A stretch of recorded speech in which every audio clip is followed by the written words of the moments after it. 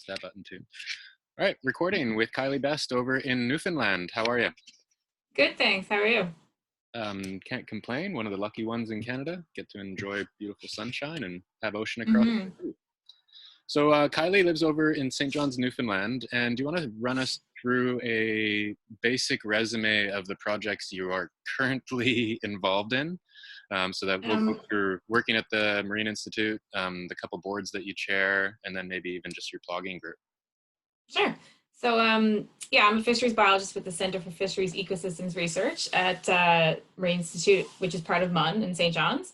I've been there for 11 years and worked on aquaculture for a couple of years, and then fisheries research, like industry research, and a bit of everything. So I'm an invasive species expert, so I specialize in green crab reproductive science and mitigation fisheries and that sort of stuff. Plus, we do everything from international work with seaweed farming to offshore surveys that supplement DFO's work to Arctic research with sustainable fisheries up there, all kinds of stuff, whatever the industry is looking for. And then there's lots of grad students tangled up in that situation too. And I also, since 2013, been involved in the Petty Harbour Mini Aquarium. So a classmate of mine from undergrad started all that, and she recruited me back in 2013, and I haven't looked back since. So we built a catch and release mini aquarium in a small town called Petty Harbour here, really close to St. John's, and we've been open for 7 years now. And we're a not-for-profit and have done pretty well. We have all local species, just like a lot of the BC catch and release aquariums. So we were the second one in Canada. The Uculate was the first one, and then Petty Harbour was the second one. So that's very true and dear to my heart. So I'm the chair of that board. And I also co-chair the Canadian Network for Ocean Education's organization. And I co-chair that with someone named Holly Neat, who is over on the West Coast. And so that is sort of it's a network of over 700 people right now, recruiting all the time. Anybody who's involved in ocean education. So that could be people involved in ENGOs, people with just general interest, teachers of all different levels, all sorts of stuff. So all those people, they get together. We have an online platform, and you can contact each other and get involved. Canoe's only about 5 years old, and we're really closely working with the Coalition for Ocean Literacy that the federal government has now as well. So we're working really closely together to try and get some great work done. Like, they're going to help identify the gaps in ocean literacy in Canada, and Canoe's kind of going to be the more boots on the ground sort of thing, because we have people all across the country. So we're really excited to see what's going to happen with all that stuff. And yeah, so those are the three big ones, I suppose. And a friend of mine who I know through Mel, who is the founder of the aquarium here, we started plogging here a couple of years ago. Started up Plogging NL, and it kind of fizzled off with people getting busy, but we all try to keep doing it whenever we can and posting whenever we can. So we did a month of May in 2018, we both plogged every day, and we posted about it and what kind of stuff we saw. And I'm sort of considering now, with everything going on in the world, I'm considering trying to do a little bit more, actually, because the snow is melting, and this time of year in Newfoundland is when all the snowbank bombs start to emerge. All the junk comes out of the snowbanks, and it's all there right in front of your face. And that's actually how we met, really, was, well, the founder of the Petty Harbour Aquarium was Mel, right? So weirdly enough, Mel and I actually worked together 15 years ago, as we just discussed before we pressed record. And when we were asking about if she knew anyone over on the east side to start up the Run Against Plastic, which is the cross-country plogging effort by Andy Sward, her name came up, and it just was like, okay, well, this is a perfect fit, right? Because with the Petty Harbour Aquarium, and we're going to put up these links to take a look at these different sites so people can understand what you just talked about. But yeah, we were looking at renting the space to host a couple of events, and then learn through your network with Canoe, because you got, like you said, you have people all the way across Canada, and it was really going to be the best send-off Andy could ever ask for. And as we know, we weren't able to do it. And really the goal here is doing my best to avoid the topic of COVID, but that's why we're having video chats. So yeah, that is there, but I think there's still a lot of great work going on across Canada. And why don't I'm going to bring up your website. So I'm just going to screen share here. Hmm. And then potentially maybe we can walk through some of this stuff so people can learn about what you got going on there. So why don't I go to Sure. canoe first? Ocean literacy. Yeah. So Canadian Network for Ocean Education, and like you were saying, this is only like 5 years old, but this is Hmm. actually a resource that's completely open source, right? And then you have Yeah. different stakeholders and groups, NGOs and not-for-profits all the way across Canada that work on everything ocean, right? Hmm.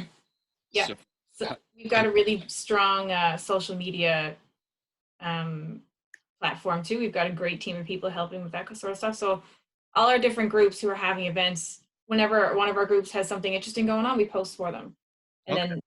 then the network can access that then too.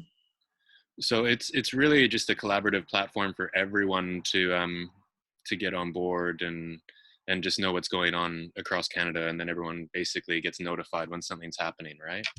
Yeah, yeah, and we have a membership level, obviously. So you can join Canoe. There's different levels. So those little critters there, those are like the little mascots, I guess you could say. So when you click to join Canoe, you pick what level you want to be. So an urchin is $25 a year, and you have full access to everything. We call them, and then we also have a newsletter that goes out to everyone, and that's a free membership, but you don't have access to the whole platform. Um, Jellies are the limited income ones, and oysters and squids are the organizational ones. So like my aquarium and any of the group that I'm involved with, we do oyster. And with oyster, you get 5 people that work with your organization, and they end up in the system on their own as well, which is kind of cool. Hmm. So we use Wild Apricot, which is a great online membership platform, and we haven't even been able to like tap into like the capabilities of it yet. So now with the way the world is and our conference is kind of on hold, we're going to try and do a little bit more through this platform so we can connect with people who can't come in person to a conference or anything like that. So there's great discussion board options. There's all kinds of cool stuff we're going to try and do that way too. Yeah, and actually, it's just this time of year, and even though you brought up canoe when we first talked, this is giving us the time to actually, and I hadn't even started digesting it, but to finally sign up to the membership and Mm, get in there. Because one of the first things when I took over Plastic Oceans was to set up a database of plastics, or any organization that's working on plastics across Canada, and you mm, basically already have that here with your membership and everything else that's ocean related. So it's a great sort of cross-sharing mm-hmm. platform. So if Yeah. anyone actually ever does watch this, sign up to Canoe as a member, even just at base level, as an urchin. I think it's going to be, especially if you're watching this, you're already interested in things that are going on ocean water related. So Yeah. definitely worthwhile to spend that $25. There's a Now, bunch more perks there too, but people oh, can read that on their own. like what sort of perks do you get? Like free. Uh, you get discounts to conferences and meetings, and you get to use the membership platform, which has all kinds of capabilities. And a big one is you get a free subscription to the Journal of Ocean Technology, which is written at out of MUN here. It's a great publication. It's a quarterly publication. Nice. But Yeah. yeah, so I think everyone should go over to Canoe. We'll put the links up in the description of this, so if anyone ever does watch this, they can scroll down, and everything that we talk about here today will be just a quick click away. Why don't we look at Petty Harbor Mini Aquarium, because this was sort of, I think, what instigated the intro. So yeah, Hmm. we discussed it was so basically someone you went to school with and someone that I Yeah. randomly served tables with at a restaurant here, and in between doing it, Yeah. ran into her earlier this year and found out that we had a lot of crossovers. And yeah, so she had mentioned that she had founded this little mini aquarium, and so that's, you were saying 7 years old now, is that correct? Yeah. And this page here, we lost somebody this past week, 2 weeks ago, actually. Oh, So we have the aquarium is in the Fisherman's Co-op building in Petty Harbor. So Petty Harbor has a super rich fishing history, and it's one of the oldest ones in Newfoundland.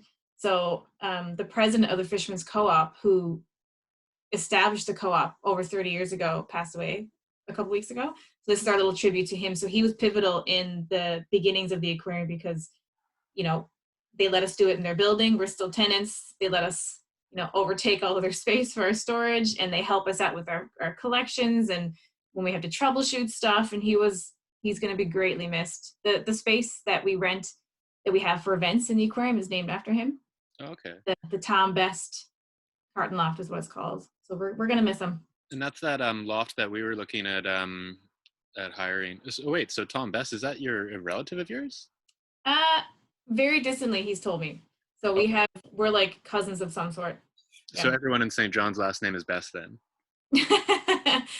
No, there's not too many of us around actually, but there's two in Newfoundland. There's like usually two brothers came from England and one married this person, and there's always two streams of families here.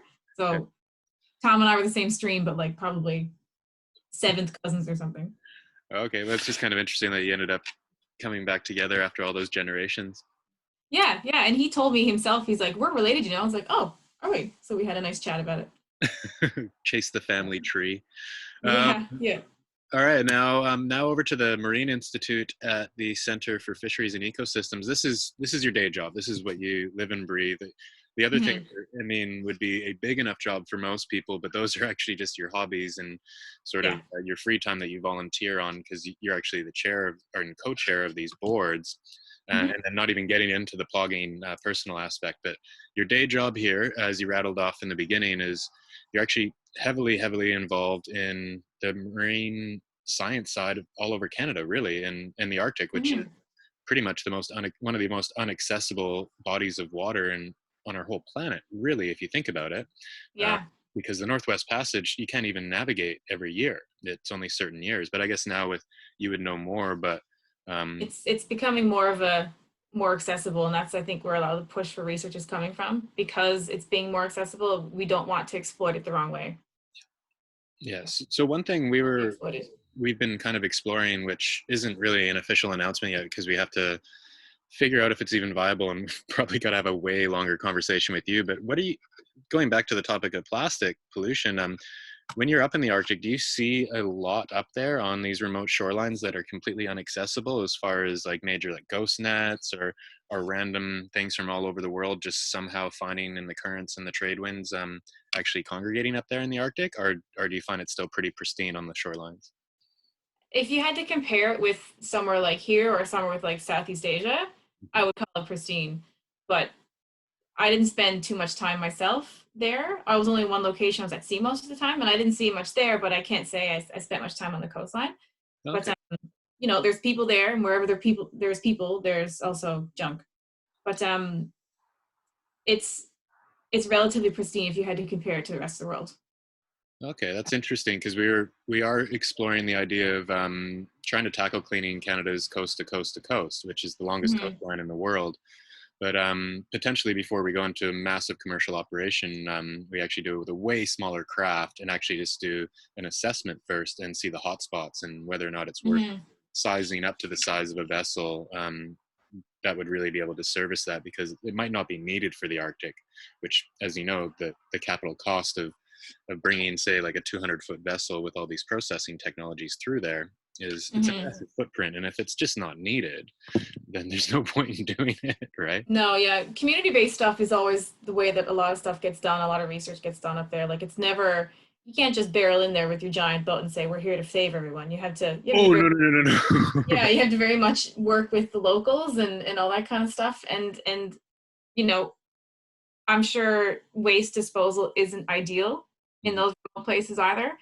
And Newfoundland is very comparable in that way too. There's a lot of small towns here that you only have bulk garbage once a year. Yeah. So it's easier to go dump it off the wharf. And people still do that here. And people still think it's acceptable. And only now, I think, are people catching on. Like there's groups of people now going to these small harbors, commercial scuba people just volunteering their time who Yeah. are going to these small bays to pick up all this junk that's been there for like 50 years, like tires and cars and deep freeze, like the bigger nasty stuff. Of course, Yeah. we get the smaller stuff too that happens other No, way. your original point there is 100% on board, and that's what, with doing the run against plastic, we always were reaching out to the local people, because you can't Mm, show up anywhere and just expect to be like, hey, we're saving the world. We actually just released yeah, a clip today about my work in Tonga over the last 2 years, and 100%, the only reason that was possible was the local group. yeah, yeah. Being there as a visitor, and luckily I'd known their executive director for many years, and she kind of had just was a founding partner in the beginning when I was there in 2012, and was just taking over in 2013. So when we came back in 2018, it was definitely had her feet firmly on the ground. But yeah, you don't just show up, and that's one thing Yeah. that really bothers me when you have these large international NGOs come in and act like they're saving the day when Hmm. they're not really, taking into account, or they're also just donor dollars that are being squandered, right? I mean, Yeah. majority of these things should be going towards the community because it's their backyard. They know how to Mm. operate it there. But anyway, I'll send you that link. It's called Saving Moana, episode 1. The idea is, saving the ocean, and our boat is called Moana Oh, cool. before the Disney movie. So I like to claim that they loosely based that whole movie off our life and our work if I was an adolescent teenage girl full of wanderlust. It might That's not be awesome. true, Yeah. but it's just a fun conversation piece. Yeah. Yeah. But it's also crazy that, like, going into this topic of, you're saying commercial scuba divers and just concerned citizens are going down, and Mm. that takes a lot of effort when you really stop and think about it, to just go and clean up from people's, I guess, just complacency, really, of dumping tires and Yeah. refrigerators and everything off the dock. Because, I mean, Hmm. we can't just point a finger, because a lot of it is education, but now we know it's bad. Jacques Yeah. Cousteau, who is one of the most famous conservationists around the world, back in the day, he used to just chuck everything off the boat as well. And Yeah. Sylvia Earle admits that, like, Hmm. so the grandmother of the sea, her deepness, even admits that back in the day, they actually just didn't even know about Yeah. what was happening. And if it's weighing the boat down, or if it's in the way, or if it's broken, I mean, it went in the ocean. Yeah. Um, but now we know through. Yeah. Yeah. Here in Newfoundland, fishing gear is a big one. That's one of the biggest contributors here. And if you go to the many beaches around, that's the main thing you'll find Mhm. on beaches.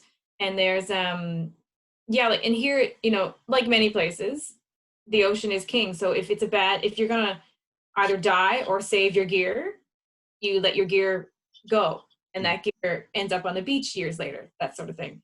And that's where a lot of the research on the biodegradable gear is coming from, and clean up ghost net efforts and all that sort of stuff. But like on the west coast where I was just living, west coast of Newfoundland, there's some areas there that are just so full of fishing gear. It's scary. And like, there's efforts there to help now, but it's crazy, like lobster gear and all that kind of stuff. But Well, that's another thing that I don't know if everyone really truly understands about. They're thinking that, it is a life and death situation why a lot of this gear gets lost, right? But then there's also mm, and because no fisherman actually wants to just let their gear go, and no, it's has, money, it's dollars. if it has broken free, that's part of their industry, but that costs them, that hurts their bottom line. So Oh it's yeah, for just sure. letting this stuff Yeah. go and purposely polluting the ocean. So there is Mhm. a lot of learning, I think, to go on. And maybe that's one of the best takeaways we can get from this time, is there is a lot of emerging technologies and alternatives and solutions. I don't know if there's anything that's 100% a silver bullet solution yet, but we can maybe start exploring these things and put Yeah. in place when we come out the other side, instead of just opening up the floodgates Mm. and going back to business as usual. Because, Yeah. I mean, that didn't really work. um, Yeah. I've got Yeah. your gallery up here. Is there anything? I remember you were saying you actually have I mean, we're just trying to bring it back a little bit to plastic in the ocean. I mean, obviously the oceans are so interesting, and it's what's grabbed a lot of us to center our lives around it. But yeah, Mhm. plastic pollution is affecting it. Do you have any photos in this gallery of, because you We said you used had it to, going on. this past year, Mhm. we made a point, like when we're diving, we pick up whenever we can, of course. It's always wherever you are, whatever activities you're doing, you pick up wherever you are. So our dive team, when they were diving somewhere, I can't remember exactly where it was, but they found a lot of junk and they picked it up. So some of these pictures, the underwater pictures, you might see with rhodolith. So that's a coralline algae that grows on a lot of stuff here. It's really beautiful purple color, and it grows on everything. So it grows on rocks and also garbage. So sometimes you get really cool, beautiful artifacts that come up. It won't grow on plastic though, it'll grow on glass and harder substrates. So the crowd found like an old cell phone, like a BlackBerry, the original old Blackberries. So Yeah, they brought that back, and we made sure the battery was out of it, and we put that in the tank just to see if people would notice. yeah, Because it fits right in with the ecosystem, like the whole little ecosystem in the tank. It looked like it was meant to be there, and it obviously wasn't. So just to, like, as a speaking point when you're interpreting the tank, yeah. and got jelly crystals as well. And so jellies are so seasonal here, you don't always have them in the tank, and we can't produce them like the bigger aquariums do. You just naturally collect. So we'll put a plastic bag in the tank just to show how similar the plastic bag looks like a jelly. And then you can open that up to, here's why turtles eat them by accident because they think, or here's how whales eat them because they're floating with all the rest of their food and all that sort of stuff too.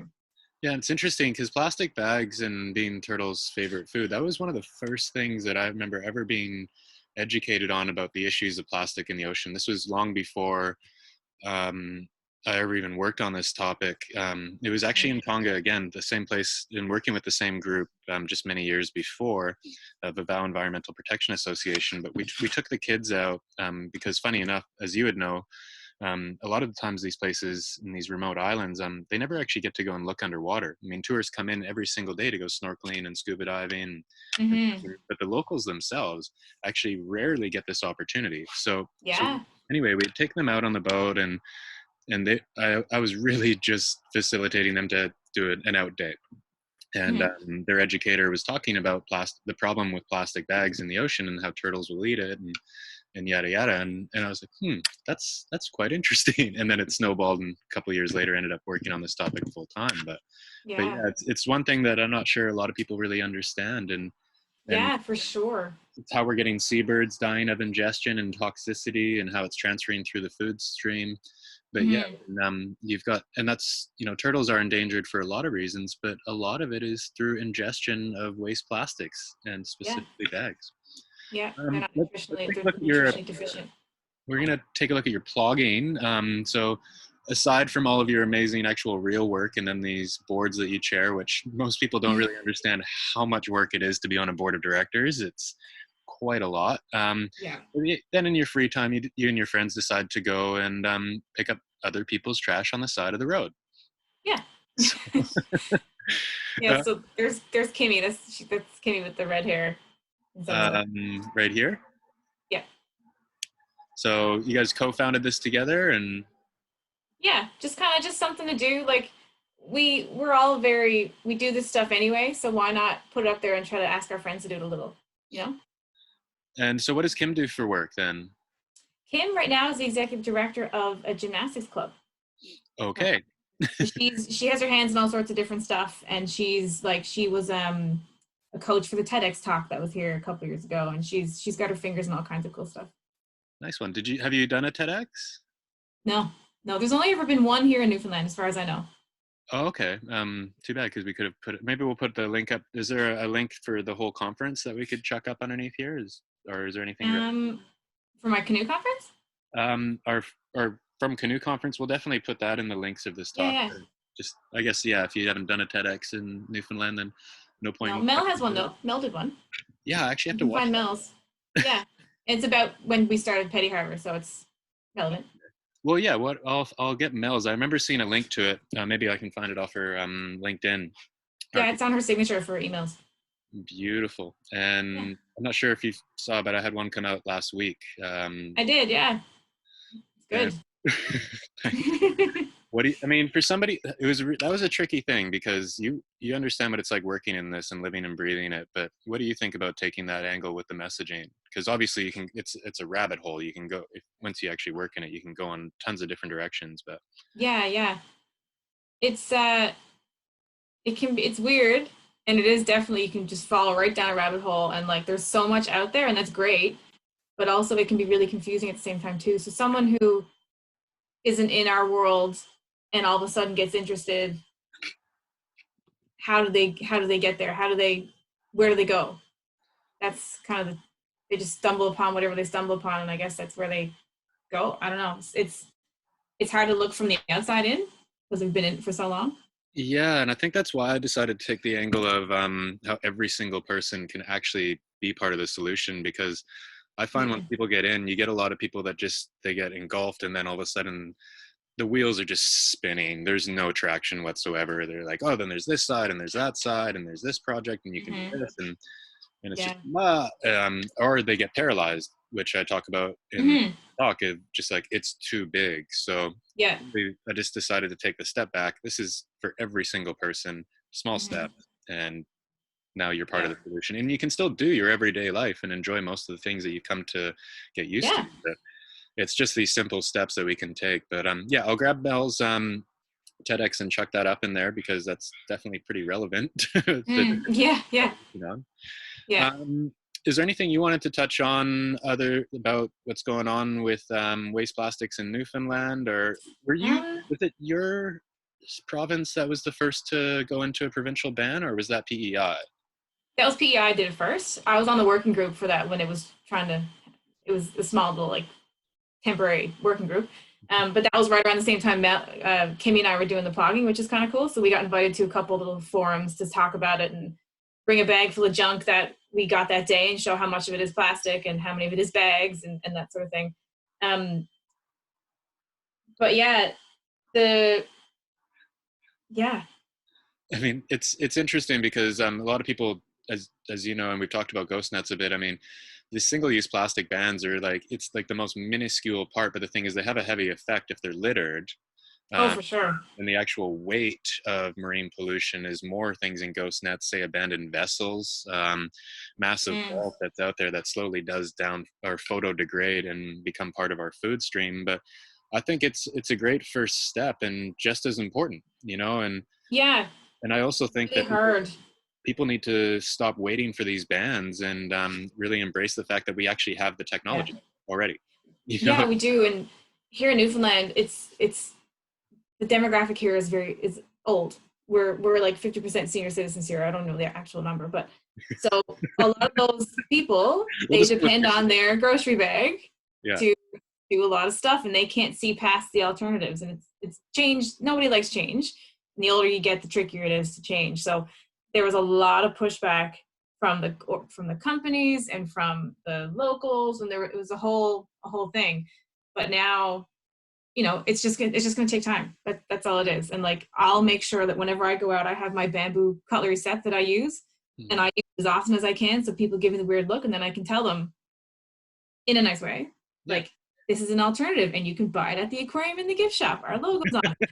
And there's, Yeah. that kind of stuff. Or like, if you go hiking with me on a beach, you're gonna be made to carry some garbage back. Yep. Sorry, but you are. And I'm gonna tie up a nice little, a strap for you so you can put it on your backpack, so it's no extra, your hands don't get tired. But anybody who knows me, if we're out in the world, I'm gonna stop and pick stuff up. And they might scoff at that, or they might think like, what are you doing? I'm like, well, why not? You got two hands, pick it up.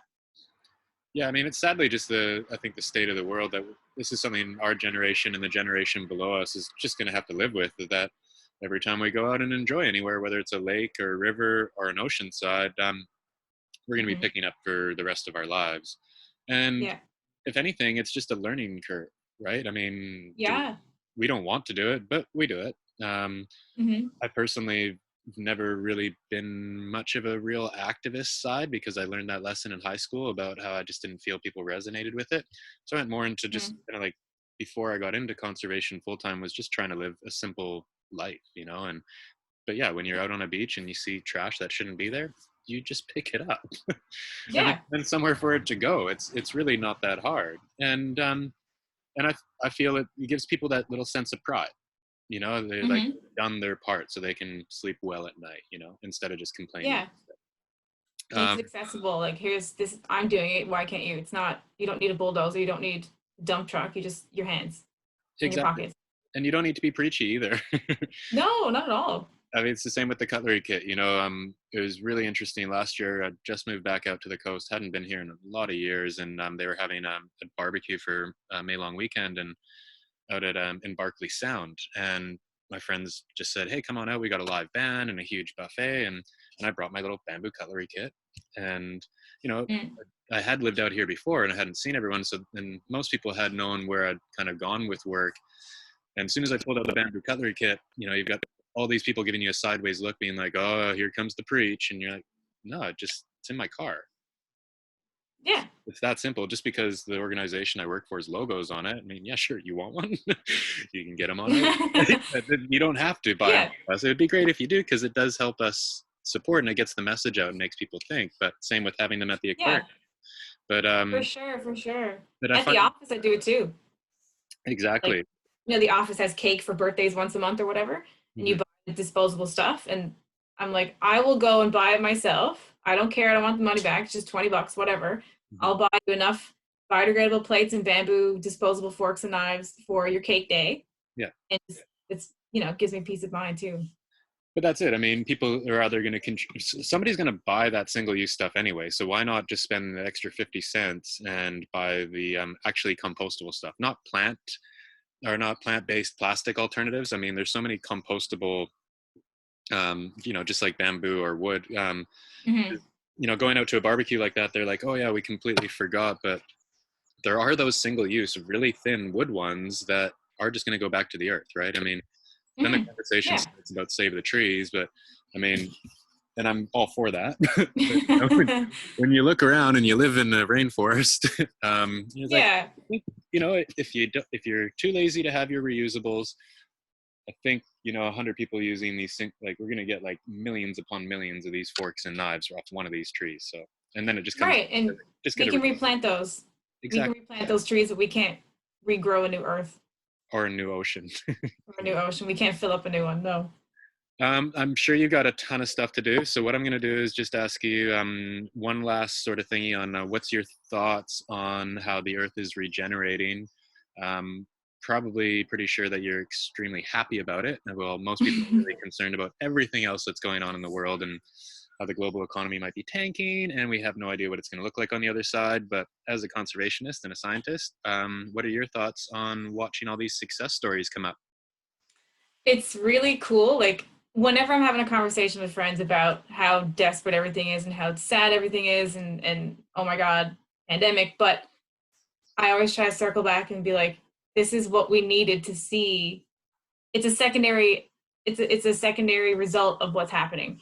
We all realize that we can get through it, but look at the break we're giving the earth by everyone staying home and not traveling. Like, look how much all these animals showing back up in places where they haven't been in 50 years. And like Mother Nature's just like, hey, look what's possible here.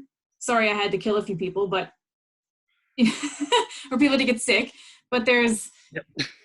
it's really cool to see. It's just really it's amazing, and that would never ever have happened on our own. It would And have been so dire for it to happen otherwise. I mean, I think it couldn't have happened I mean, we needed it to happen now. As Mm-hmm. we all know, we had a very inspirational young lady that got a lot of press last year from Sweden, Greta Thunberg, and as her I guess exposure grew and grew and grew, you got a lot of kickback. And as you know, when you work in conservation, it's really easy to get a lot of haters. Mm-hmm. Quite simply, I mean, her messaging was just that, seeing some of the science there, and yeah, she's young, she doesn't have a degree, she's never worked in the field, but just saw this, just that beauty of youth, seeing that there's a problem and we need to change Mm-hmm. something. Yeah. Everyone was like, well, we can't just turn the world off and do as you please, young lady. Like, Mm-hmm. okay, well, we just did.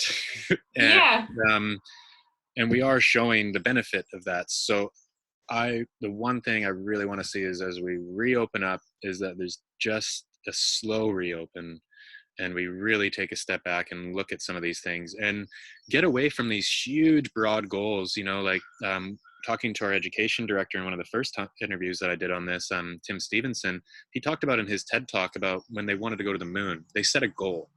And there was, the metals weren't even around, the technology, the rockets, nothing was there. And JFK said in 8 years we're going to put a man on the moon. And Mm-hmm. a lot of those engineers in ground control would have been in like early high school days when that announcement first got made. And they harnessed in and they focused and they made a quick turnaround. It wasn't like, by 2050 we're going to eliminate plastic pollution or single-use plastics. It's like, that's 30 years away. Like Mm-hmm. everything's shut down right now. Like, yes, we have essential trade going on, and that's the thing, is we're lucky enough to be in Canada where everyone has subsidies and no one's going to get a foreclosure on their house. It's just not going to happen because it's an even playing field. We're going to get to the other Mm-hmm. side. But as we reopen, I think that we can shorten some of these goals. I think that we can Yeah. put some pressure on industry to look at all these alternatives.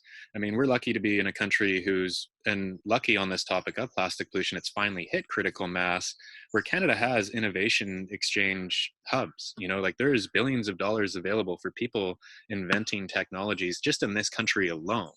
And Mhm. there are websites you can go to and apply for that funding if you actually know what you're doing. If you're an engineer or if you're a scientist and you can Yeah, come up with totally. an alternative, and they're ready to fund trial and error. I mean, we're in proof of concept stage, so Hmm. let's get out there and figure it out. And then when Yeah, I we think, decide to trial some of yeah, these. yeah. The world will never be the same after all this. And I think that it'll be on many different streams, but on the environmental side, people are gonna like it. We're never gonna go back to full capacity, which is a good thing. Full Yeah, capacity in our pollution efforts. I don't think people are gonna see and realize we didn't need to be doing what we were doing. We no, can continue on with a lot of stuff alternatively. exactly. And also, I mean, I think the fact that how a lot of people are doing this, whether it's concerts online and such. I mean, public events are going to reopen up, and obviously like sporting events and such. But there's so much work that can be done remotely nowadays that everyone is seeing. Yeah, So we can really eliminate a lot of this carbon footprint and just reassess. But if anything, I mean, we saw the effects within a couple of weeks, and now we're going to be going into the months and more months. But we mm, have a proof of concept. We've seen the benefit of turning it down a little bit, dimming the impact, and no one wants it to be a global health epidemic. But I no, think it's just mostly a shock for people that live in the developed world. I mean, sadly, these sorts of things happen quite often in third world countries and even second world yeah, countries that and we might not even hear about it, which is a exactly bad thing. Yeah. we're just not used to it. And it's kind of strange spending that many years living in these developing countries and going through cyclones and floods and health epidemics and it becoming part of your everyday and your norm like once a year if not twice a year where these sorts of things wipe out and nothing can operate and also you don't have social security. I mean, Hmm. just hope that, I mean, I know it affects a lot of people. It's hard days, but we're extremely lucky to be in Canada. I think everyone Hmm. We are. keep the smile on their face. If you need to, call out a friend and remember that we've got a beautiful country that's thriving on nature right now. And when the doors open up again, get out to the Petty Harbor Aquarium, sign up If for we a open. membership at Canoe. Yeah, yeah. And Yeah, on the plastic thing, we're trying to get a new web series on the go because we don't know what's going to happen this season. yeah, And our most recent one, it hasn't been released yet, is about a book on ocean currents and plastic and that kind of stuff. And it's a little narration from a rubber ducky that gets dropped off in the ocean and learns about ocean currents and why stuff gets moved around as it does in the ocean. is that with Canoe?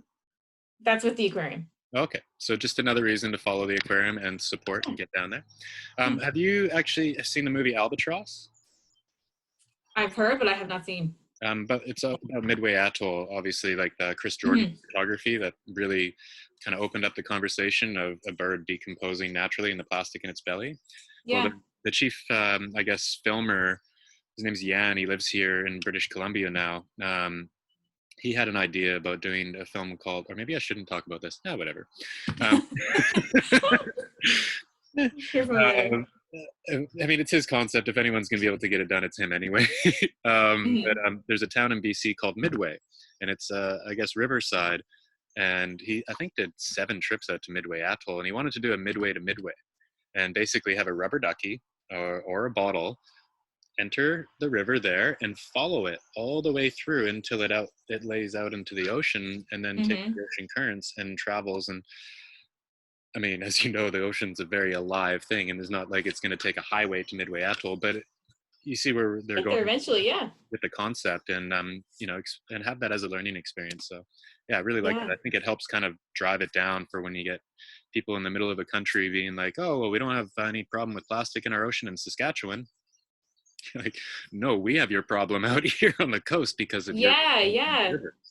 So, That's one of Canoe's big initiatives now because, there is an ocean in all provinces of Canada. We understand that, but it is all connected. All those rivers go to the same place. So we're trying to get to recruit more people in central Canada, and we had plans to do an ocean stay event recruitment type project based on that, and send people in and try to identify people in these places in Canada that don't do enough on ocean literacy just because it's not part of their life as is, but just to let them know like actually it can be, and it is super interesting, and you should be taking steps towards helping the whole issue. So that isn't going to happen this year because of what's going on, but it's a big initiative for us at Canoe to get more people in central Canada and the north well, involved. definitely need to follow up more about getting integrated with Canoe, because as soon as we can open up the doors, we definitely want to do the cross-country tour and interview all the people working across Canada on this topic. And like you said, I think Mhm. Central Canada is going to be a massive highlight. It's very Yeah. thin on the groups that are working on it, but I think that Yeah. there's enough people between the Great Trail System, Parks Canada, provincial parks, and Hmm. local grassroots orgs that Yeah. can really get that message out to those communities, and then we can create a little video series, because at the end of the day, that's where our organization Plastic Ocean started, was with the film A Plastic Ocean that helped people understand. So if we can start, Hmm. we'd really like to still be able to this year create a little video series about Canada and then all the people that are doing it. So when we get that kickback or somebody has the question, it's like, here's a nice little short clip that explains how it affects your backyard and then Hmm. the rest of the world. Yeah, definitely. But thank you for taking the time, and Yeah. hopefully I get out to St. John, and if you end up this side first, come to Tofino. It's not that bad to be. Yeah, for sure. All right, well, I'll stop recording